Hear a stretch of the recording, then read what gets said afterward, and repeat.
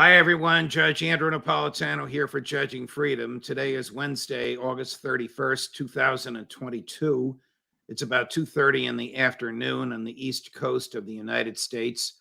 Our guest today really needs no introduction. He is the favorite, the absolute favorite of the Judging Freedom audience, former Marine Corps major, I guess still in the Marine, once a Marine, always a Marine. I know that. Former UN weapons inspector, iconoclast, never fearing to shake his fist in the government's face, Scott Ritter. Scott, a pleasure as always.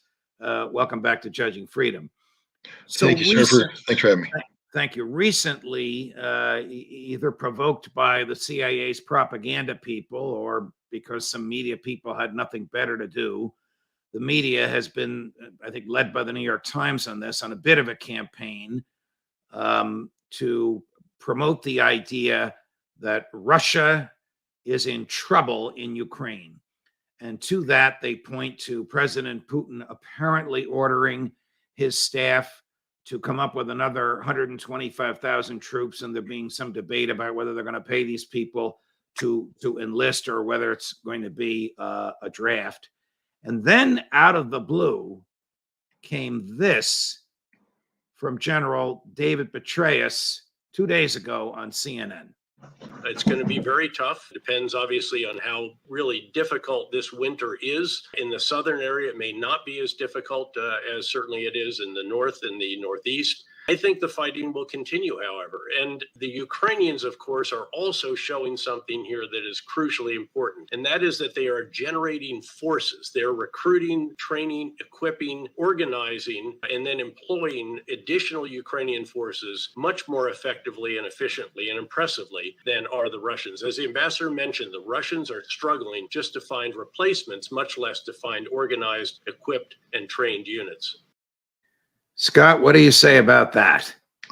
Well, let's start off with something that you touched on before General Petraeus spoke, and that is the notion that Putin has enacted some sort of emergency legislation to increase the size of the Russian army by 135,000 contracted soldiers, and this is being done obviously to replace the casualties that are taking place in Ukraine today. Actually, this was a law was passed back in 2018, 2019 in Russia that set this as a target. So the Russians enacted this before the Ukraine conflict, and all Putin is doing is he's been told we are now in a position to act on this. We have the money, we have the resources, we have that which is necessary. So Putin is saying, okay, act on it. It's totally, this would be happening even if there wasn't a conflict in Ukraine. So anybody who latches onto this as a sign of weakness on the part of Russia simply doesn't know what they're talking about. Now, getting to General Petraeus. Look, let's be clear. The Ukrainians have far more manpower than Russia does. As applied to this campaign. Russia continues to operate in and around 210,000 troops. The Ukrainians are operating at around 500, 600, 700,000 troops, many of whom are untrained reservists, but they still have a large number of troops.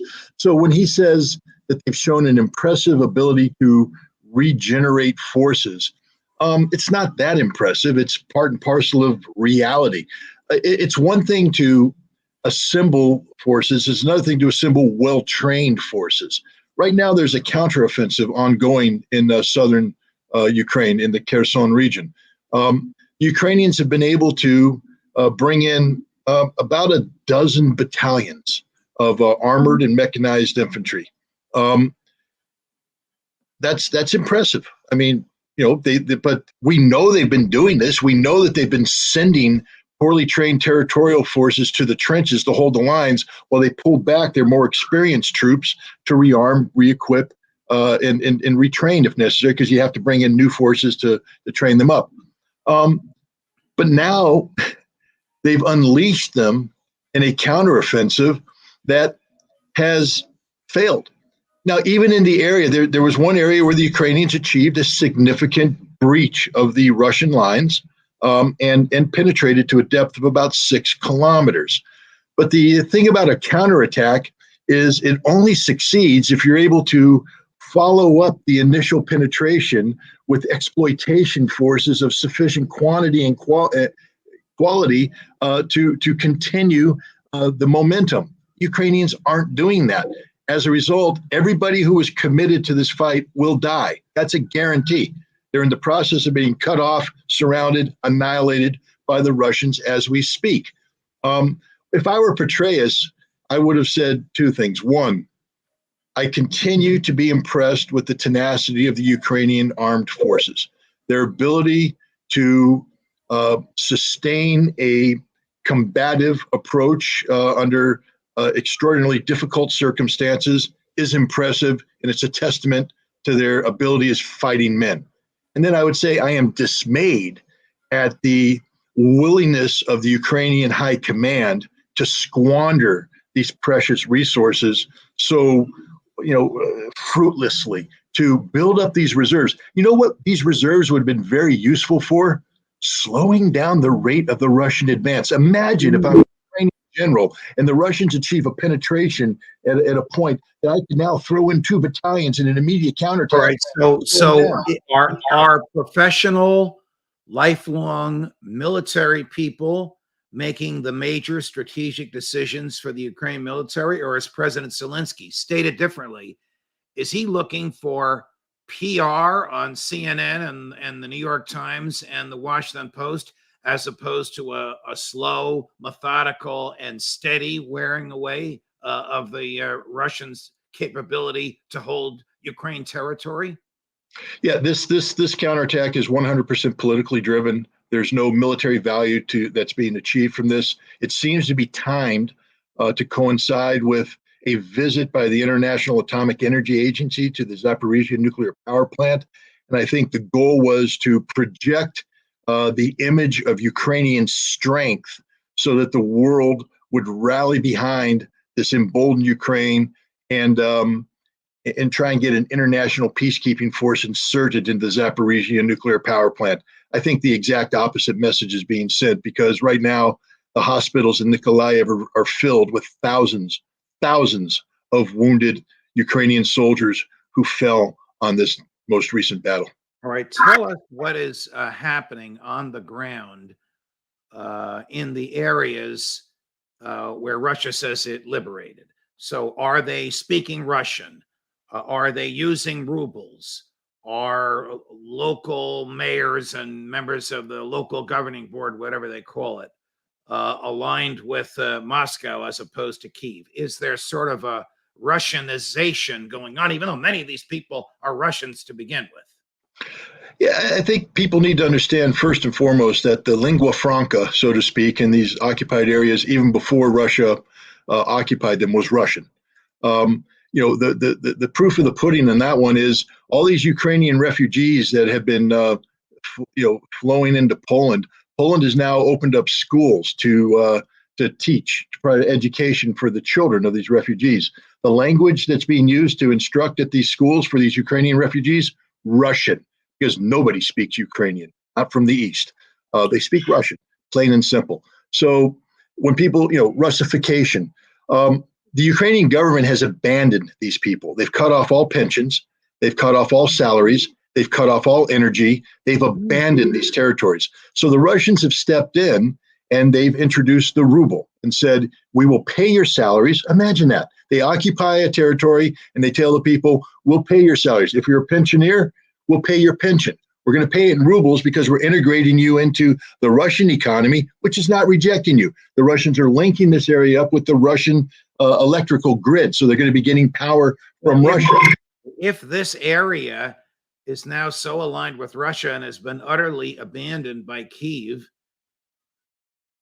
why isn't this the end point? Isn't this basically what Putin wants? Why doesn't Zelensky go to Geneva and meet Putin and Tony Blinken and come to some sort of an end of this? Well, because there's more territory that are populated by Russians. Zelensky blew it. He had a chance to have a negotiated settlement early on where he could have retained the the majority of the territories that are currently being occupied by Russia. Russia right now has made it clear, although not a formal statement from the Russian government, hinting on the periphery, that it will no longer accept Ukrainian governance over territories populated by ethnic Russians or Russian-speaking Ukrainians. That Russia is going to take control of what they call Novaya Rossiya, all of the Russian-speaking, all the Russian-populated areas that stretch from Transnistria along Moldova all the way up to Kharkiv. This war will not end until all those territories are under absolute Russian control. Ukraine has lost the right to govern Russians. All right, we're approaching Labor Day weekend, the beginning of September. We know in another 2.5 or 3 months it's going to be very cold there. Although, if you listen to General Petraeus, it's warmer in the south of Ukraine than in the north. Who knows why he said that? Whatever it is, it's going to be cold. Putin doesn't want to fight in the cold. What does he want to accomplish before winter arrives? And can he accomplish it? Anybody who says that Putin doesn't want to fight in the cold doesn't understand the Russian mentality. The Russians threw away the calendar a long time ago. There's no calendar involved in the Russian operation. This is a purely objective-driven campaign. It will end when all objectives have been achieved. There is no calendar here. And, one of the reasons why is that the Russians aren't under any pressures that are normally attached to a calendar. They have limitless ammunition. One of the reasons why the West wants to hurry things up is they're running out of munitions. They're running out of armaments. So they need to get this over because they can't sustain it. Russia can sustain this thing for as long as it takes. How serious is the depletion of American military hardware for American potential use? Well, let me put it, I can't confirm this, but I'm going to say something. I wouldn't normally say it, but I'm going to throw it out there just as an anecdotal thing. There's multiple sources that indicate that some of the HIMARS systems that are being shipped to Ukraine are coming from active duty Marine Corps stocks, which means that the Marine Artillery Regiment that would normally be equipped with HIMARS is now operating at a deficit because they were compelled to give up some of these systems so they can be shipped to Ukraine. So right off the bat, we see a degradation in Marine Corps combat power. There's some of the M777 artillery pieces apparently came from U.S. Army and Marine Corps artillery units. So we're stripping away artillery that would normally we'd be using in combat. But even as important, or more importantly, is the depletion of our ammunition reserves. We no longer have the capacity. And I'll just state this straight up. If we went to war against, let's say, China today, let's say Russia, let's say something different. Let's say Iran. Let's say we went to war against Iran today. We would run out of ammunition. And I have to tell you, as somebody who's been there and done that and got the t-shirt, running out of ammunition in combat is a bad thing. Wow. We no longer have the ammunition stockpiles necessary to sustain meaningful, large-scale ground combat anywhere in the world. And this is all because we've opted to strip away and go to Ukraine. Does the Secretary of Defense, who's a former 4-star general, Lloyd Austin, does he understand what you just said? Is he going along with this? Are these decisions being made by Tony Blinken and his cadre of nationalists in the State Department? Or are the Pentagon people making serious judgment about what we need and what we can afford to give away? No, the issue of weapons is purely a Pentagon problem. These are assessments that Lloyd Austin is fully aware of. I can guarantee you that point paper has been written about this. They take it up to the National Security Council, where Tony Blinken and Jake Sullivan weigh in and say that when they do their risk assessment, that we risk more by not helping Ukraine than we do by holding on to these weapons. That it's better to give these weapons up now, to stop Russia now, than it is to hold on to them and preserve America's ability to protect itself. And I disagree with them, but I don't think that there's people walking into this blind. I think people have made horrific errors in judgment that hopefully won't come back to haunt us, because God help us if we go to war and a Marine regiment finds itself isolated and destroyed because they ran out of ammunition because it all went to Ukraine. If the Secretary of Defense were Mad Dog Mattis, former 4-star Marine Corps general, what would he be doing? I can't speak for Mattis, but I'd like to believe that he would tell whoever wanted to do this to pound sand. That's just not how it's going to happen. We have resources that are that are earmarked for this kind of support, and if we've exhausted those resources, we do not tap into that which protects us. That it cannot be touched, but it is apparently. It's being drained as we speak. I want to put another full screen up from another general who, a 3-star retired, who agrees with General Petraeus. This is General Mark Hertling. I'm going to read this.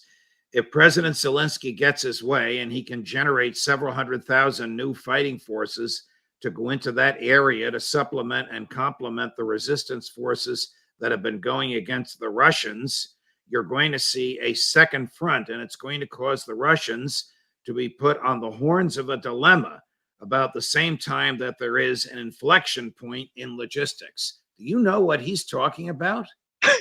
Well, apparently he's writing a paper for the National War College because it has all the buzz phrases. The horns of a dilemma. You always want to put somebody in the horns of the dilemma. Present them with two, options. Neither one is good. Either one's going to kill them. They don't know what to do. They're paralyzed with fear. Yay! That's not what's happening right now with the Russians. An inflection point in the logistics. What he's trying to say is that the Russians are going to run out of ammunition. They're not. I mean, Mark Hertling has been wrong from the start. With all due respect to the former 3-star general, he sold his soul to CNN. This is a man who knows better, but he wants to continue to receive the pay that he's getting from CNN, which is based upon a per performance, rate. And in order to get on CNN, he's got to say CNN type things. And that's what he just did here. This is a CNN quote. It has nothing to do with reality. It's simply a former 3-star general who sold his soul to corporate media. That's it. Scott Ritter, Tiger, thank you very much. We all appreciate what you do. Have a great holiday weekend. We'll talk to you next week. Thanks, you too.